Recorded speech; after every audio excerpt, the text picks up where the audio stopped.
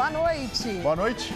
Supremo manda prender o deputado petista João Paulo Cunha, condenado no processo do Mensalão. Haddad quer tirar dependentes químicos da Cracolândia com oferta de emprego. Os moradores da região reclamam do aumento da insegurança depois do surgimento de uma favela. Carros apreendidos pela polícia superlotam pátios de delegacias. Hospitais tentam localizar famílias de dezenas de pacientes internados sem documentação. E cidades do ABC também enfrentam polêmica ao criar faixas exclusivas para ônibus. O Jornal da Gazeta já está no ar.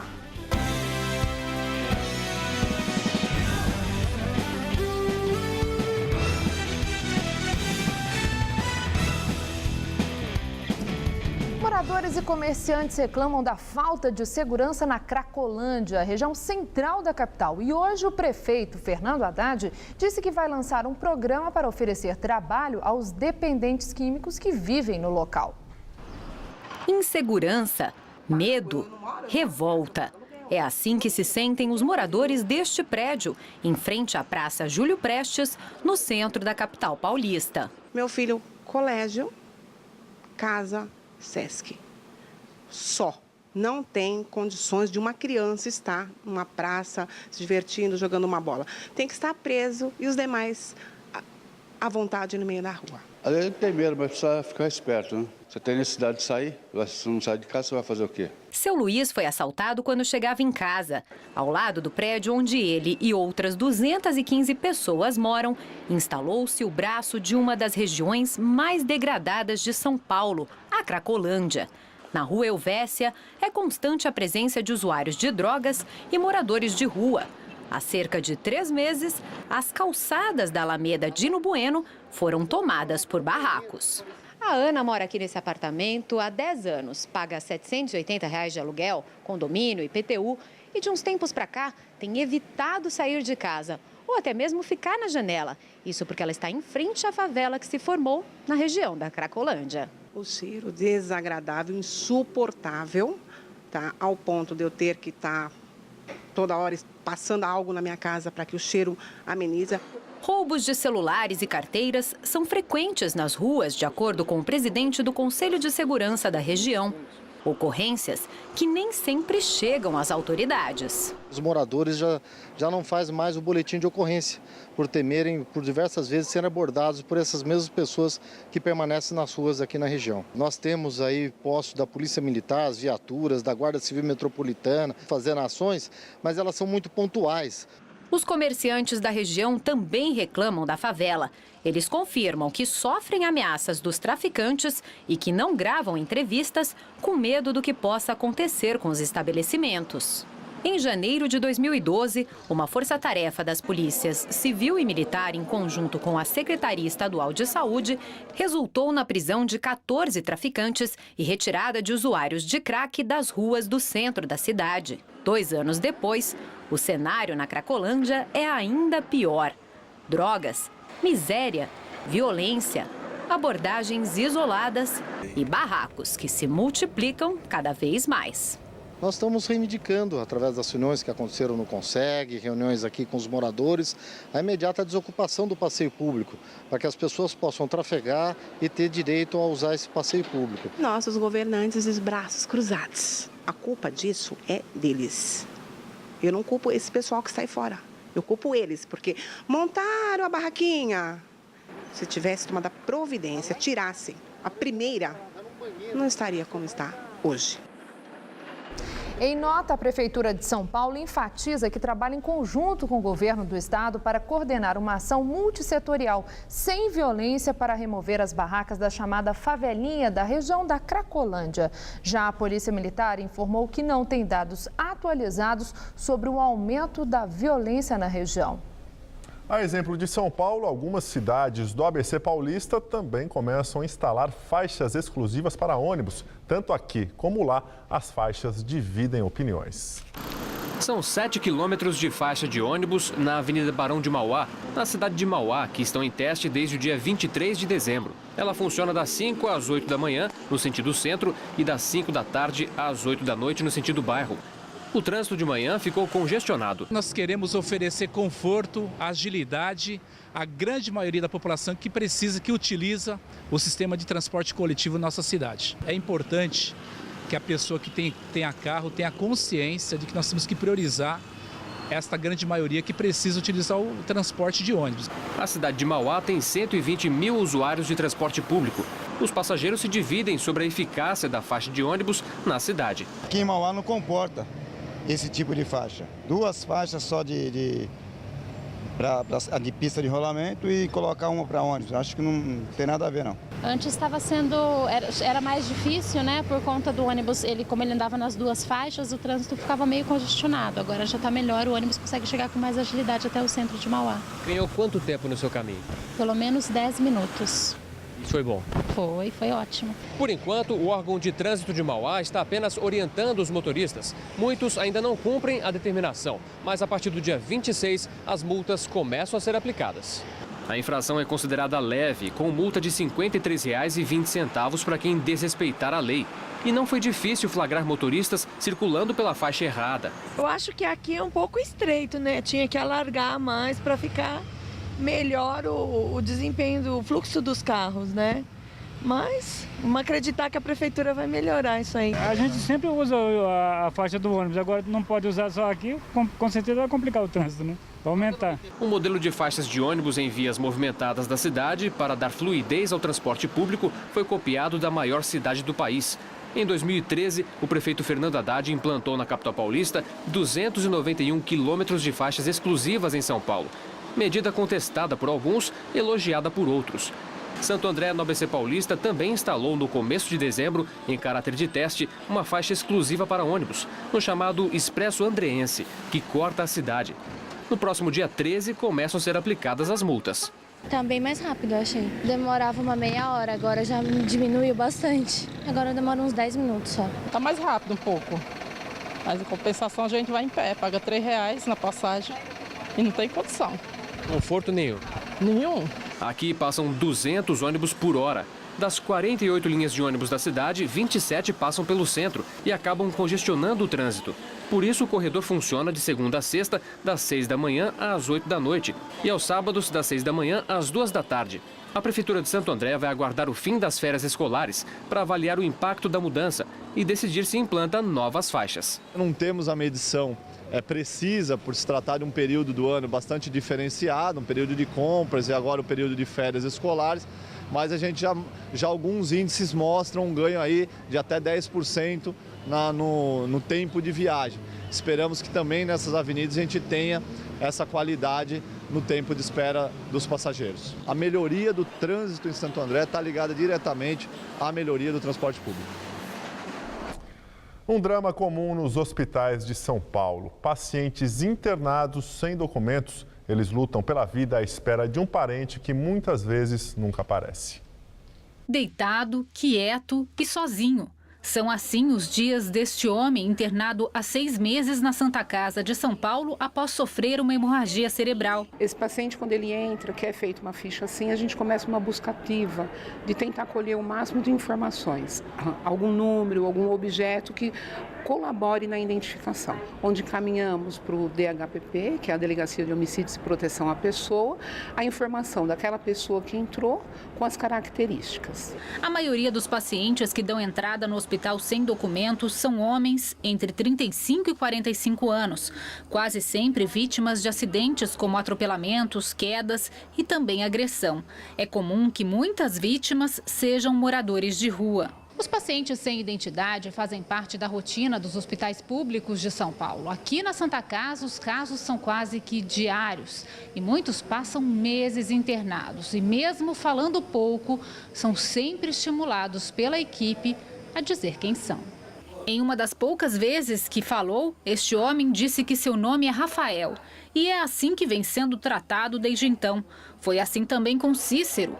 Um trabalho de investigação que é feito geralmente pelas enfermeiras, que passam mais tempo com os pacientes. Quem emite algum som, a gente tenta descobrir qual o primeiro nome dele.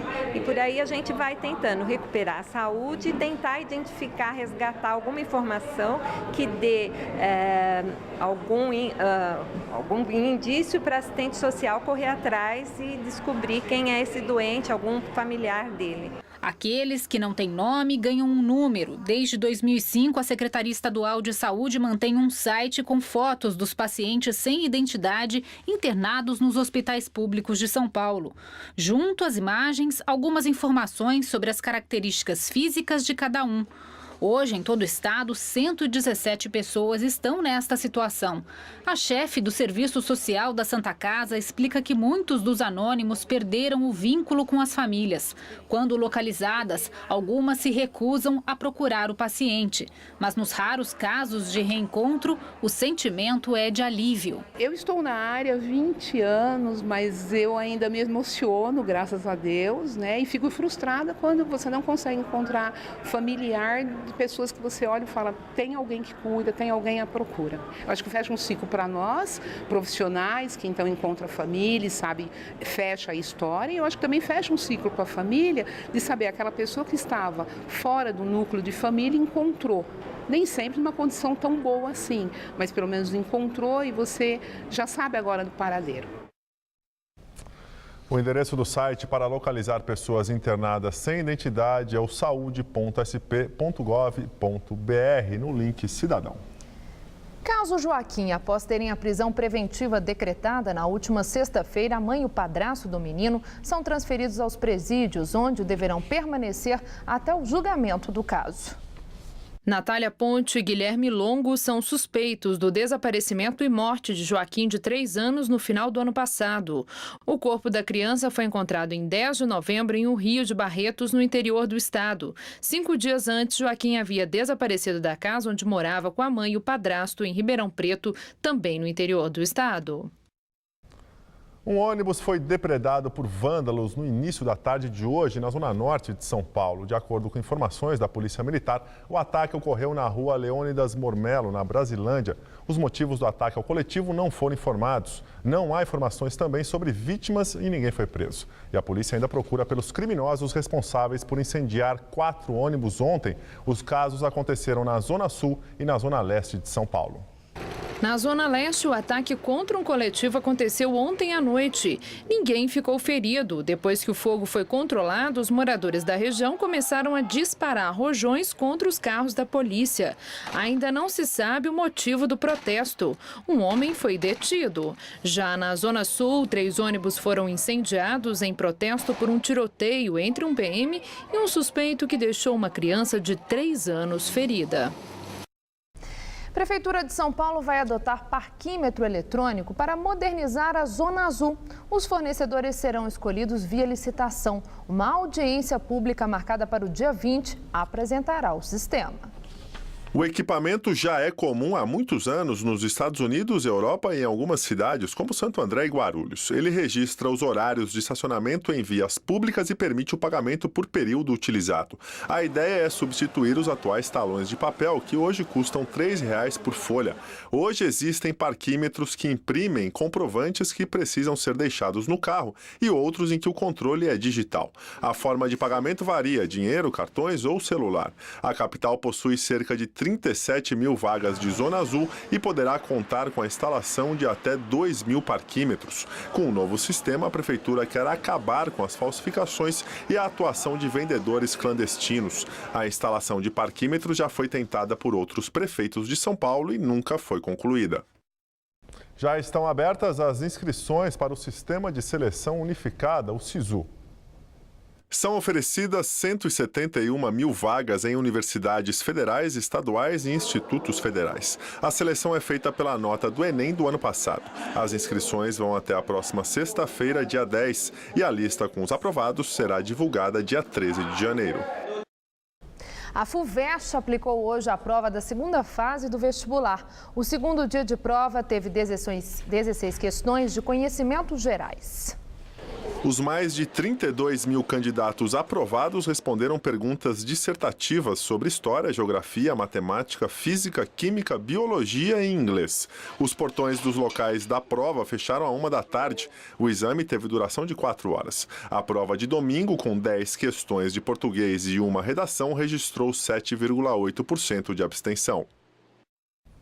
Apesar do calor ter diminuído um pouco desde a última sexta-feira, a cidade de São Paulo ainda terá temperaturas altas nos próximos dias. E segundo os meteorologistas, o volume de chuva responsável por amenizar esse calor não será forte como esperado. Vamos ver em detalhes a previsão para o Brasil e o estado de São Paulo com Luciana Magalhães.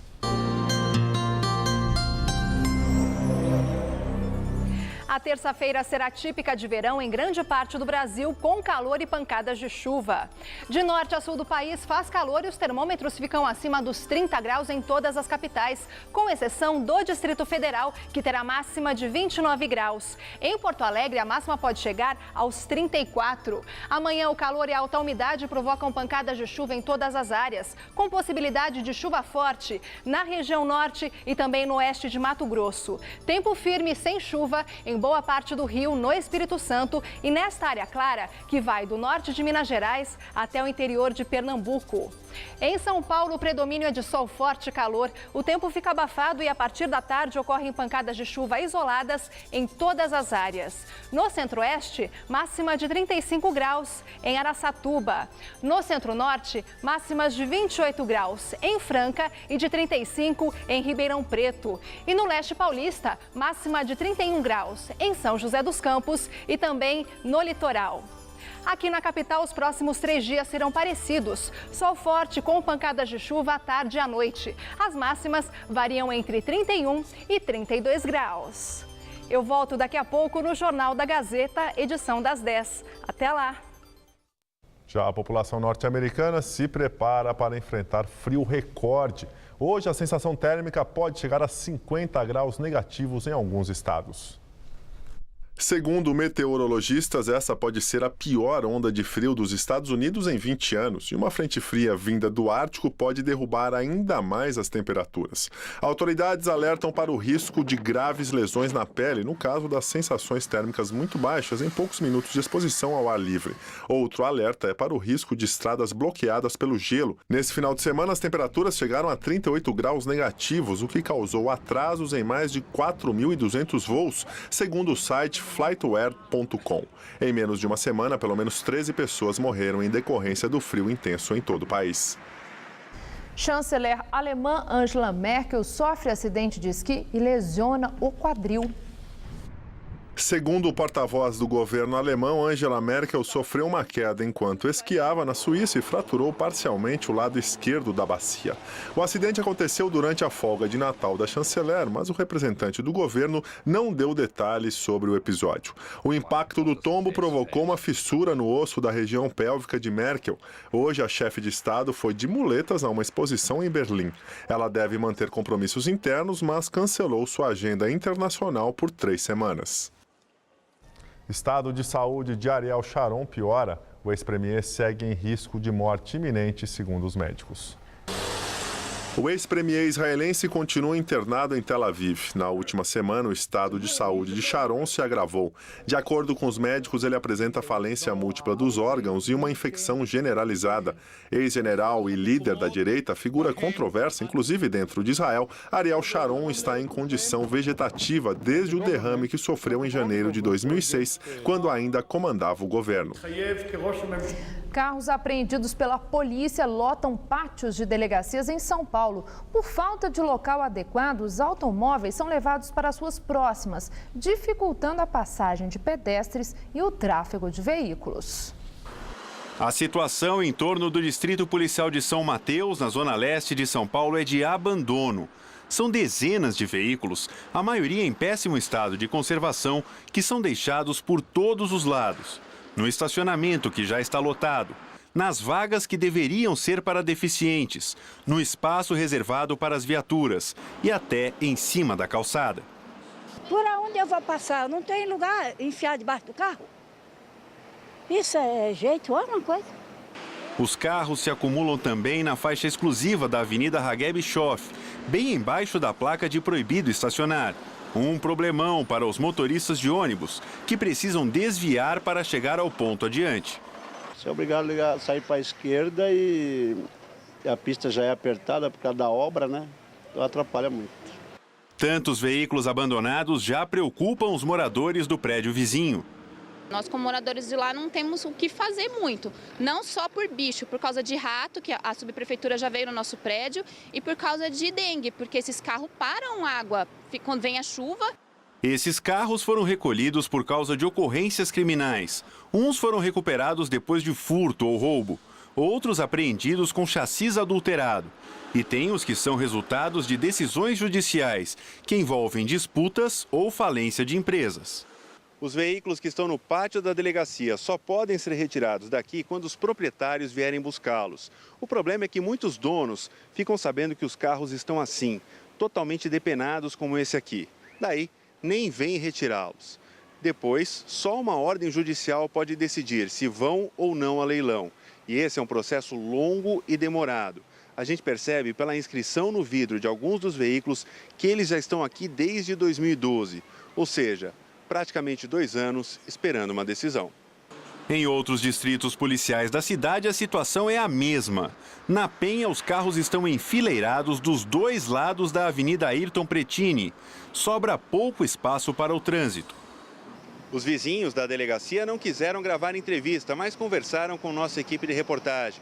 Eles deram um depoimento dizendo que durante a noite a situação piora bastante, porque moradores de rua da região vêm para cá para dormir dentro dos veículos. A gente observa dentro deste furgão peças de roupa, cobertores e garrafas PET cheias de água que eles usam durante a noite. Esse carro aqui, completamente destruído, também serve de abrigo para os moradores de rua. Dentro também há peças de roupa e muita bagunça. Agora, a gente observa aqui que o cheiro é muito forte. É difícil imaginar, mas tem gente vivendo nessa situação. Eles passam aqui de cobertor nas costas e tudo doidão. E vêm dormir aqui dentro. Dormem no carro abandonado? No carro abandonado. E fazem de sanitário também. Então, vocês possam imaginar que deve ter. O DECAP informa que o leilão para contratar a empresa que compactará e comprará as carcaças dos veículos apreendidos na cidade de São Paulo deve acontecer ainda no mês de janeiro.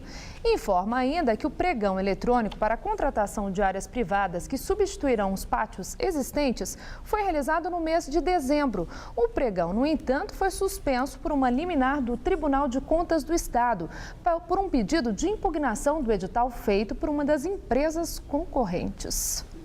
O governo do Maranhão aceita a ajuda do Ministério da Justiça e deve transferir detentos da penitenciária de Pedrinhas para presídios federais. O governo federal ofereceu 25 vagas para transferências de chefes de facções criminosas. Segundo o secretário de Segurança Pública do Estado, Aloysio Mendes, a lista com o número de detentos a serem transferidos e seus nomes deve ficar pronta até amanhã. Entre sexta-feira e sábado, 4 ônibus foram incendiados e 2 delegacias foram alvos de ataques na região metropolitana de São Luís. Os ataques começaram na capital maranhense depois de uma operação de apreensão de armas, drogas e celulares realizada no complexo penitenciário de Pedrinhas para conter a violência no presídio.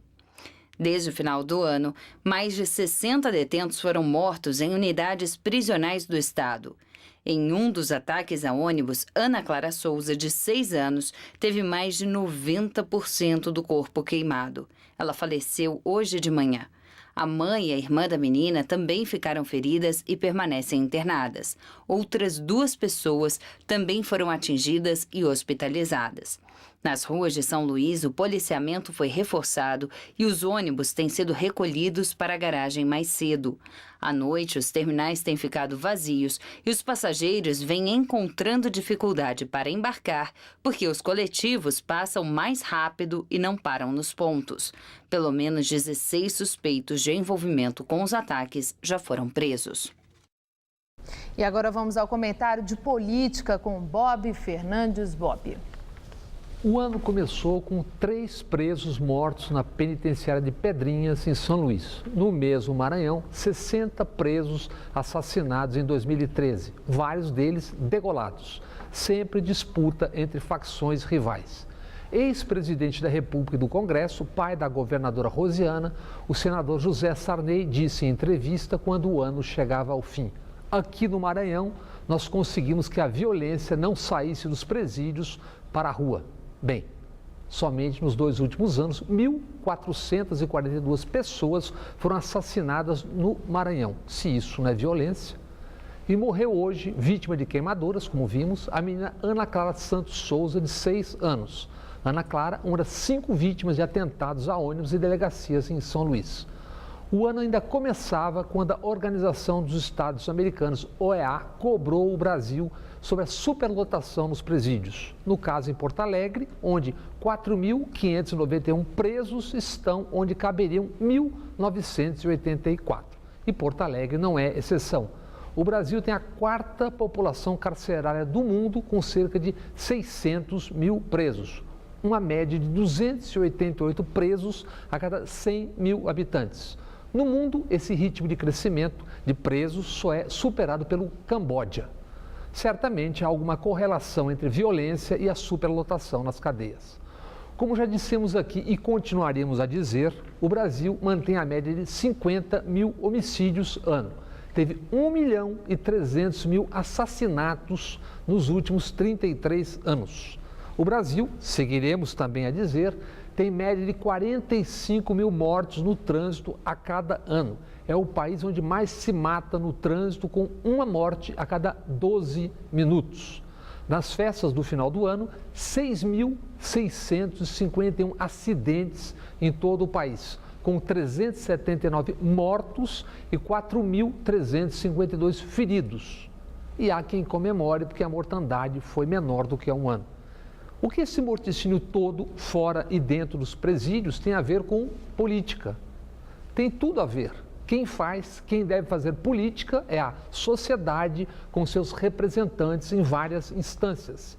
Esse é ano de política eleitoral. Então, para começar, uma pergunta: como a sociedade deve se organizar, cobrar-se e cobrar pela morte violenta de quase 100 mil cidadãos a cada ano? O que entidades de classe, partidos políticos têm a dizer? O que estão a conversar e com quem sobre essa tragédia? O que pensam a respeito? Que soluções têm a propor, por exemplo, os candidatos Dilma Rousseff, Aécio Neves e Eduardo Campos? Nunca é demais lembrar e lembrá-los. Entre assassinados no Bang Bang e no trânsito, mais de 2 milhões de vidas perdidas em 3 décadas. Isso não basta para que se busquem soluções urgentes? Boa noite. Fazer as unhas não é mais função exclusiva das mulheres nos salões de beleza de São Paulo. Os homens têm se mostrado habilidosos com lixas, alicates e esmaltes. Os manicuros já são bem aceitos em vários espaços de beleza da capital paulista.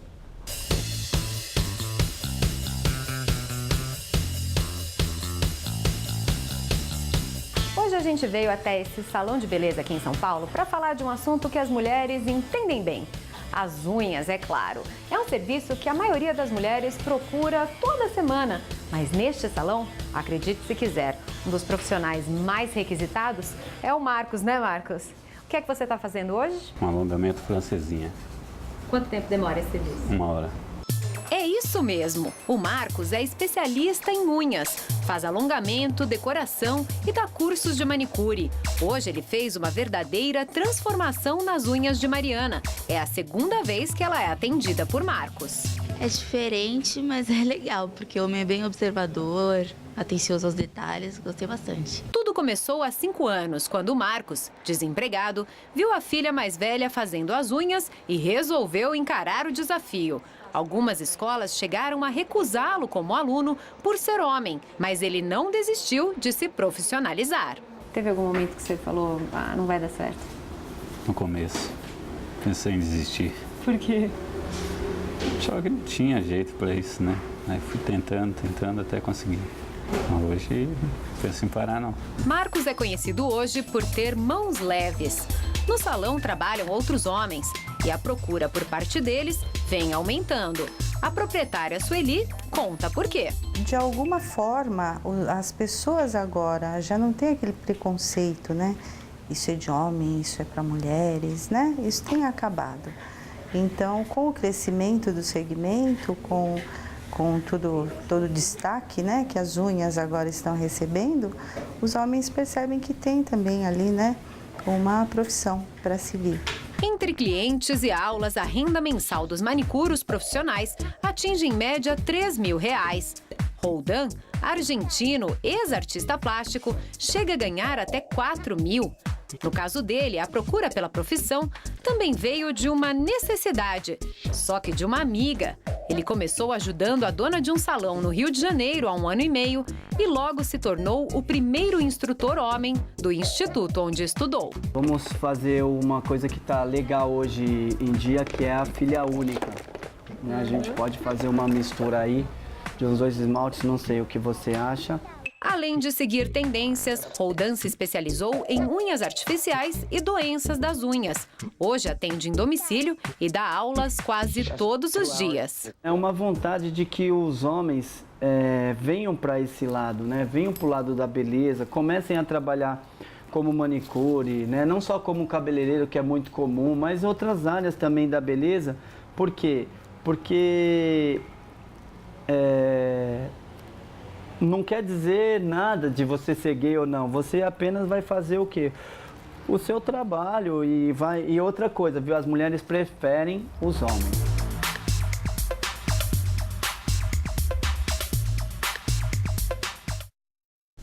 Vamos às notícias do esporte com Celso Cardoso e Gabriel Cruz. Mano Menezes foi apresentado hoje no Corinthians. Ele tenta repetir o sucesso de Tite no comando do clube. Celso, tarefa complicada, né? O que convenhamos, né, Gabriel? Não será nada fácil. Tite simplesmente ganhou os principais títulos da história do clube. Libertadores, o Mundial, da FIFA, sem falar no Brasileirão, Paulistão, Recopa. Mas Mano Menezes também foi bem enquanto técnico do Corinthians. Foi campeão e só deixou o clube para dirigir a seleção brasileira. Agora é hora de continuar aquela história.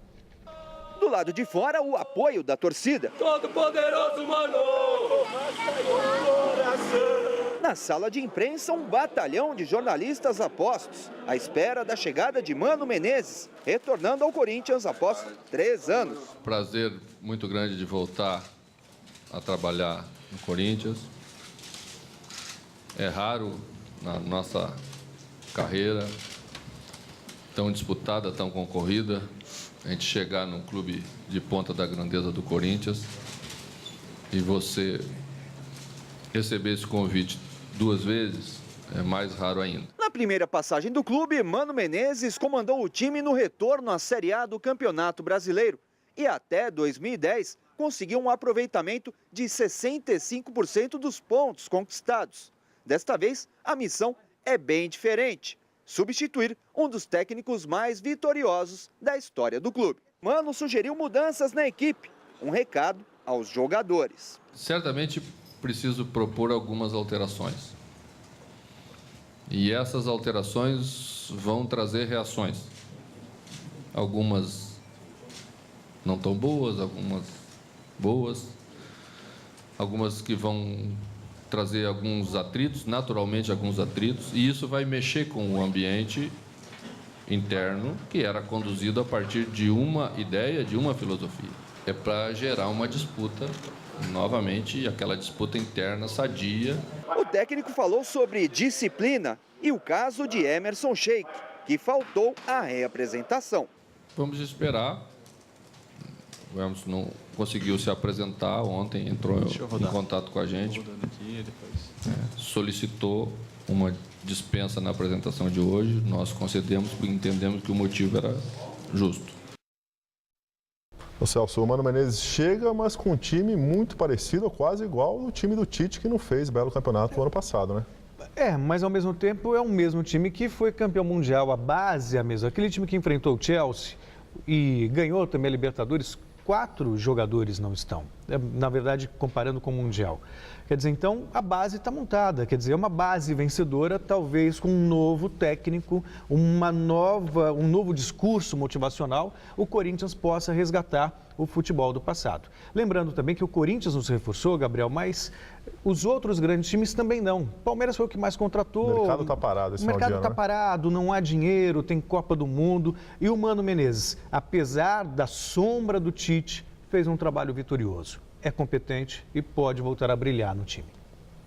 O presidente da FIFA, Joseph Blatter, critica a organização da Copa do Mundo no Brasil em entrevista, mas 24 horas depois afirma confiar no país.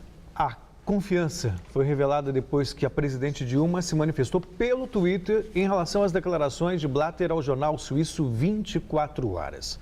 Em entrevista, o presidente da FIFA disse que o Brasil começou tarde demais a preparação para a Copa, embora tenha sido escolhido sede com muita antecedência, 7 anos antes do evento. Em resposta, a presidente Dilma Rousseff escreveu no Twitter que torcedores no mundo inteiro confiam no país. Escreveu ainda, sem mencionar o dirigente da FIFA, que os brasileiros começam 2014 confiantes que irão sediar a Copa das Copas. Blatter, então, decidiu se manifestar também via Twitter e diz concordar com a presidente da República. Abre aspas. Concordo com o comentário de Dilma Rousseff sobre a Copa e o Brasil será um ótimo anfitrião. Fecha aspas. Morde e assopra. O estado de saúde do piloto alemão Michael Schumacher continua estável. É crítico, Gabriel. Não houve alteração desde que for internado por causa de um acidente com esqui na França. E a promotoria segue investigando as causas do acidente. O pai e também o irmão do ex-piloto Michael Schumacher compareceram na tarde deste domingo ao hospital em que o heptacampeão do mundo de Fórmula 1 está internado na França após sofrer um grave acidente na última semana. Schumacher bateu a cabeça em uma pedra durante um passeio de esqui no resort de Meribel, próximo à fronteira com a Itália e a Suíça. O ex-piloto da Ferrari está em coma induzido há 6 dias e já passou por 2 cirurgias. A agente de Schumacher, Sabine Ken, afirmou em nota que o quadro do alemão é crítico, porém estável. Ken disse ainda que a família de Schumacher entregou às autoridades uma câmera que havia sido colocada no capacete do ex-piloto para que ele gravasse o passeio nos Alpes franceses. E o futebol mundial está de luto por conta da morte do ex-jogador português Eusébio. Nascido em Moçambique, Eusébio morreu aos 71 anos na madrugada deste domingo, vítima de uma parada cardiorrespiratória.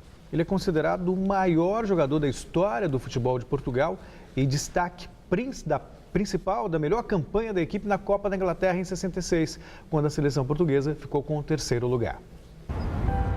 Centenas de torcedores do Benfica se reuniram no Estádio da Luz na tarde de ontem para prestar uma última homenagem ao jogador Eusébio, que faleceu neste final de semana, vítima de uma parada cardiorrespiratória.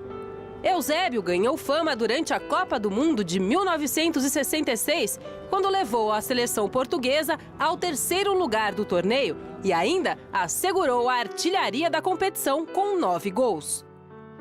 O ex-matador luso foi uma das figuras mais importantes do futebol mundial, assim como o Rei Pelé, que em seu Twitter escreveu: "Lamento a morte de meu irmão Eusébio". O governo português decretou luto oficial de 3 dias por conta da morte do ex-atacante, que entrou em campo 64 vezes pela equipe nacional, marcando 41 gols. Eusébio, que também era conhecido como Pantera Negra, venceu a Champions League de 1962 pelo Benfica, mas acabou parando no Santos de Pelé na decisão do Mundial de Clubes do mesmo ano. O ex-jogador conquistou 11 campeonatos nacionais pelo Clube de Lisboa e marcou mais de 300 gols na Liga Portuguesa.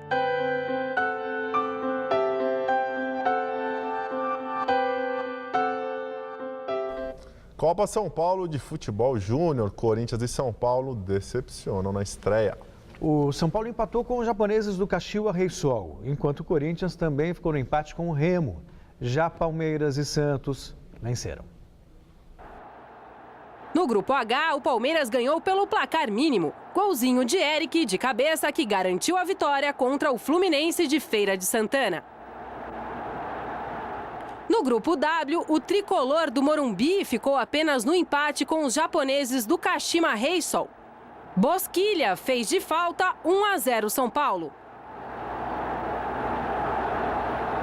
Mas no segundo tempo, Oshima nem precisou ir lá em cima para definir. Final 1-1. No grupo K, o jogo também terminou na igualdade. Biro fez de falta 1-0 Remo. Mas aos 42 da segunda etapa, Malcom soltou o pé e empatou para o Corinthians. Final 1-1. A base do Peixe também dá mostras de que a fábrica de talentos não parou com Neymar. 8-0 para cima do Alecrim do Rio Grande do Norte em duelo pelo Grupo V. Por hoje é só. Muito obrigado, Celso. Tchau, tchau. Boa noite, até amanhã. Estela, com você? Mensalão, o presidente do Supremo Tribunal Federal rejeita recurso do deputado federal do PT, João Paulo Cunha, e determina que o ex-presidente da Câmara comece a cumprir pena de prisão pelos crimes de corrupção passiva e peculato. A repórter Carla Rodeiro está na sede da Polícia Federal em São Paulo e tem outras informações. João Paulo Cunha deve começar a cumprir a pena de 6 anos e 4 meses, inicialmente em regime semiaberto, pelos crimes de peculato e corrupção passiva, cujos recursos foram negados agora. Porém, o Supremo Tribunal Federal ainda analisa o recurso do deputado pelo crime de lavagem de dinheiro, que soma mais 3 anos a pena. Bem, a Polícia Federal disse agora há pouco que ainda não recebeu a ordem de prisão. E o advogado do deputado disse à produção do Jornal da Gazeta pelo telefone que ele pretende se apresentar, mas só depois que o mandado de prisão for expedido pelo Supremo Tribunal Federal. Bem, como o João Paulo Cunha é deputado federal, a Câmara vai ser notificada formalmente da decisão da prisão e deve iniciar o processo de cassação. Isso se ele não renunciar ao cargo, justamente para escapar da cassação, como fizeram outros parlamentares condenados no Mensalão, no caso José Genuíno, Pedro Henri e Valdemar da Costa Neto. Gabriel. Muito obrigado, Carla. E o ex-deputado federal José Genuíno, do PT, que está com problemas de saúde, cumpre em regime domiciliar a pena de prisão de 6 anos e 11 meses, deverá pagar multa de R$ 468 mil imposta pelo Supremo Tribunal Federal no julgamento do Mensalão. Assim que for intimado, o Genuíno terá 10 dias para fazer o depósito. O valor ainda será corrigido pela variação da inflação. De acordo com o despacho da Justiça, se o ex-presidente do Partido dos Trabalhadores não fizer o pagamento no prazo estipulado, o débito será inscrito na dívida ativa da União.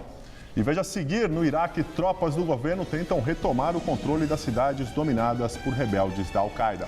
E acidente aéreo nos Estados Unidos. Ao tentar pousar, jato executivo virou e pegou fogo. Uma pessoa morreu. Voltaremos em 30 segundos logo após um rápido intervalo. Até já!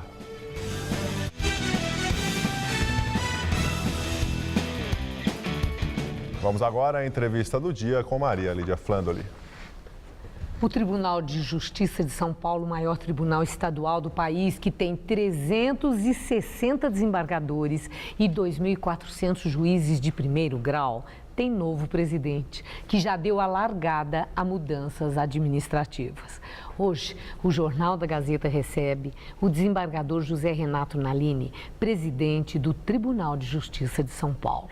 Muito obrigado, doutor Nalini, por estar conosco. Parabéns por sua eleição. Muito obrigado, Maria Lídia. Doutor Nalini, o senhor esteve aqui pouco antes da sua eleição e disse que, se eleito, abriria novas frentes para tornar o ambiente no tribunal mais agradável e que as pessoas estivessem mais satisfeitas, por acreditar que isso vai favorecer um trabalho mais eficiente e seguro da justiça. Eu vi nas suas medidas iniciais, por exemplo, na comunicação interna, agora tudo comunicação eletrônica. O senhor não quer mais saber de papel. Esse é um primeiro passo em mudanças? São mudanças pequenas, Maria Lídia, mas que podem ter um grande alcance, não é?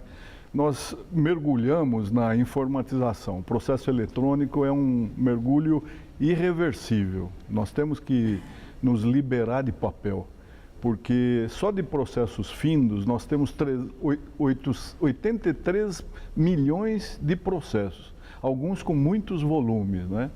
Então, nós temos de acostumar todas as pessoas a se liberarem desse suporte papel. Hoje é tudo informatizado, é tudo virtual. Então é uma pequena coisa, mas já sinaliza. E os juízes, desembargadores, eles são abertos a isso? Há muitos que já estão fazendo, por exemplo, as sessões virtuais, fazem uma vez só por mês a sessão física, quando há sustentação oral por parte dos advogados.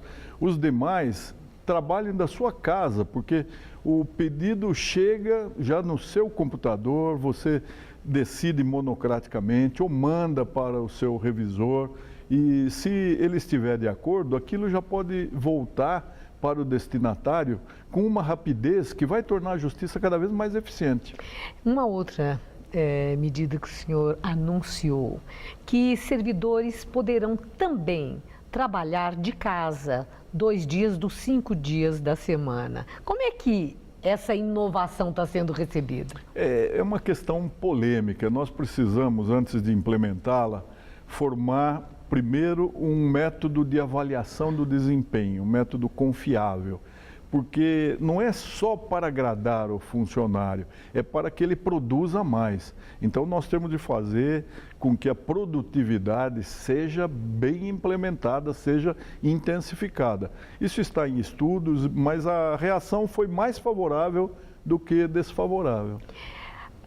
O greve de um judiciário é um transtorno e implica mesmo muita complicação nesse quadro que o senhor descreveu, de tanto trabalho e um trabalho que requer agilização progressiva. O senhor tem um projeto especial para o relacionamento com os servidores do judiciário? Nós estamos numa fase muito promissora, porque a gestão passada do desembargador Ivan foi bem satisfatória em termos de resgatar tudo aquilo que o funcionalismo tinha como alguma coisa insolúvel. Então, durante 2 anos, o presidente, e eu fiz parte dessa gestão também, nós acenamos e demos uma porção de provas concretas de que o funcionalismo é o nosso maior patrimônio. Eu confio que nós possamos caminhar adiante. Eu vou depender bastante do governo e da Assembleia, porque o orçamento é muito mutilado. Nós fazemos uma postulação e os técnicos do planejamento mutilam bastante, mas nós temos de convencer a sociedade de que se ela quer realmente uma justiça eficiente, porque séria a Justiça de São Paulo já é, mas se ela for ágil, célere, nós precisamos de orçamento compatível. Até para ser justa, né? Sim. Ela precisa ser eficiente. Doutor Nalini, tem um assunto aí que dá o que falar, que para muita gente é bobagem, mas é curioso, né? E eu gostaria de ouvi-lo sobre isso, que é a obrigatoriedade do uso da toga pelos magistrados. No seu entender, o uso da toga faz um diferencial, fortalece a credibilidade na justiça ou isso é mera aparência? É uma discussão muito antiga, Maria Lídia, porque as pessoas dizem que a justiça é simbólica, o funcionamento do judiciário já é um funcionamento, de certa forma, simbólico, não é? Porque nós não conseguimos resolver todos os problemas do mundo. Eu, pessoalmente, não acredito que o hábito faça o monge, não é? Tanto que a posse solene eu quero fazer sem toga, eu quero fazer de uma forma compatível com o verão. Será dia 3 de fevereiro, uma noite muito quente ainda. Se nós tivermos que colocar as vestes talares, não é? Nós vamos passar uma noite muito desconfortável. Então eu quero já começar sem toga e sem discurso. E a questão da transparência absoluta. O senhor é favorável à transmissão online das sessões dos tribunais de justiça em todo o país? Eu acho que nós temos de repensar isso, não só pela transparência. A transparência é um valor republicano, nós temos de preservar. O que acontece é que no dia da transmissão das sessões, todo o funcionalismo, todos os magistrados ficam acessando e com isso nós prejudicamos o andamento do processo eletrônico. Então, o advogado que quer endereçar uma petição, ele tem dificuldade porque há um congestionamento do sistema. Então, talvez nós tenhamos de fazer uma edição e facultar depois a quem queira assistir integralmente que o faça do seu computador pessoal quando chegar em casa. Doutor Nalini, em 2013, o Judiciário esteve muito em evidência, principalmente o Supremo Tribunal Federal, pelo julgamento do mensalão e outras questões. E houve muita crítica. Houve muita crítica de que lá no Supremo havia a politização das decisões judiciais. Isso muita gente falava, é jus esperneandi, é o direito de espernear, estão criticando. Entretanto, questões políticas sempre remetem a esse tipo de reação e de análise. No seu entender, magistrados têm como proteger a instituição desse tipo de interpretação? Há algo que possa ser feito, principalmente quando a questão envolve poderes? É quase impossível, Maria Lídia, porque nós estamos vivendo uma fase de certa anomalia no funcionamento das funções estatais. Você veja que o legislativo, ele não enfrenta as questões polêmicas, né? Temas controvertidos, ele fica aguardando que o judiciário decida por ele, não é? E a politização da justiça é um fenômeno universal, ou seja, hoje o juiz é um grande protagonista, ele é obrigado a enfrentar políticas públicas, ele é obrigado a determinar que um agente estatal ingresse numa aventura, porque tudo se tornou direito fruível, contido numa Constituição, que é fruto de uma pretensão enorme. As pessoas pensam que a Constituição resolve tudo. E aí os juízes são obrigados a enfrentar essas postulações. É bom que a sociedade se lembre, Maria Lídia, de que o juiz não age de ofício. Nós sempre agimos se provocados. Okay. Quando provocados, temos de responder. Agradeço muito sua entrevista, desejo muito boa sorte. Muito obrigado. Muito obrigada, boa noite. Estela.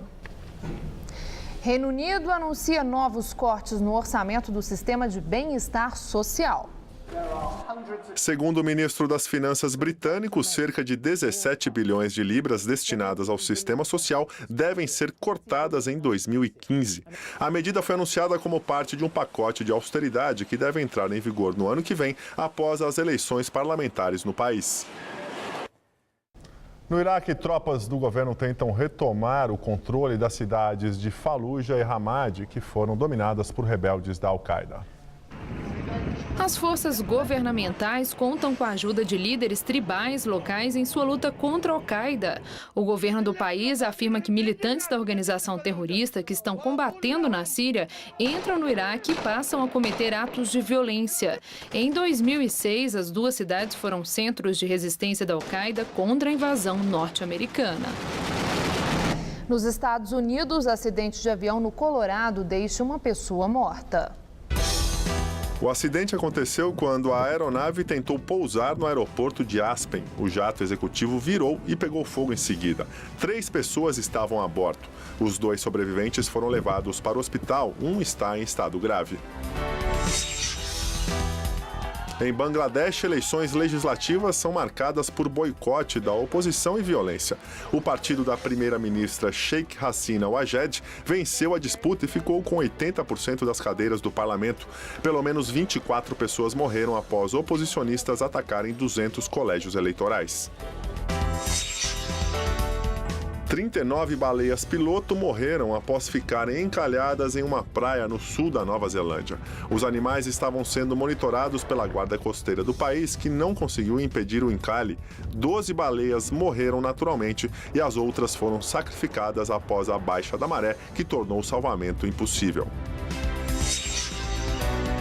Na China, 6 toneladas de marfim apreendidas foram destruídas. O procedimento foi realizado publicamente numa tentativa do governo de coibir a venda ilegal do produto. Cerca de 20 mil elefantes são mortos ilegalmente todos os anos no continente africano por causa do marfim. O o Jornal da Gazeta fica por aqui. A entrevista do dia e nossas reportagens podem ser vistas no site jornaldagazeta.tvgazeta.com.br. Mais notícias no Jornal da Gazeta, edição das 10. Uma boa noite. Nós voltaremos amanhã às 19 horas. Uma excelente noite para você e até lá.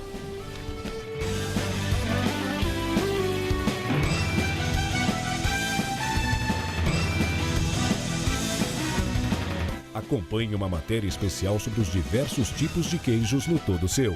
Hoje, 10h20 da noite.